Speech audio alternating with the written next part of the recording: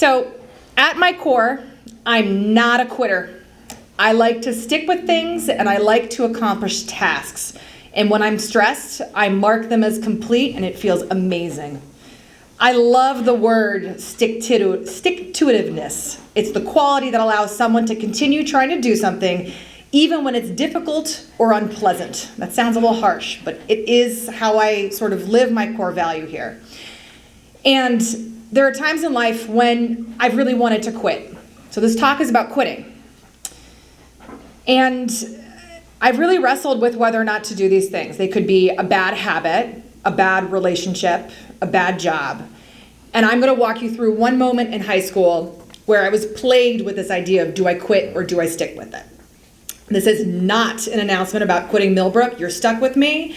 And this is a reminder that this Tuesday talk is really out there for all those who consider themselves bench warmers. I was this height at 10 years old. I was a 5.5 10-year-old, and I was sick at PE in school. I played tons of basketball. I was really tall, so they identified me early. You should play basketball. But my immigrant mother and my hippie father did not get it. They were not sports people. And I was pretty much on my own in navigating this world of youth athletics. I was on an AAU basketball team, and I was really good. I was huge. I was a giantess. So when I got to high school, I stopped growing completely. I was this height in high school. And I realized that my team had a bunch of kids being recruited to D1 and D3 schools. And very quickly, I became the official height person on the bench for 4 years. I made sure that those future college-bound basketball players were hydrated, and I barely saw court time. I accepted this as a freshman. I was miffed as a sophomore. I was pissed as a junior, and I accepted it as a senior. And I moved from saying, screw this, I'm quitting, to I have a role, you're needed here. And I didn't have the vocabulary then because we didn't talk about mental health in this way in 2004, but I was really anxious about it. I didn't know what to do. I couldn't quit. That wasn't in my worldview. And so in my teenage worldview, quitting was just an unacceptable thing and I needed to suck it up and live in my misery.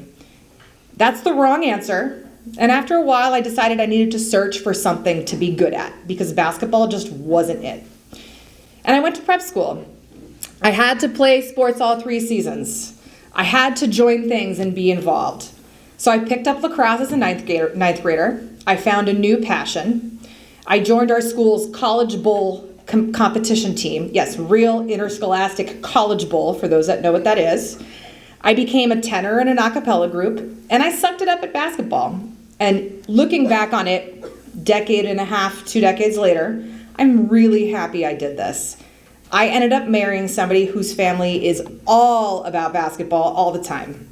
And while I love spending days on the couch with Mr. Tom's family watching March Madness for the entire month, I wouldn't have had the same context if I hadn't stuck with it, right? I wouldn't know a little bit about what I'm talking about if I hadn't stuck with the thing in high school.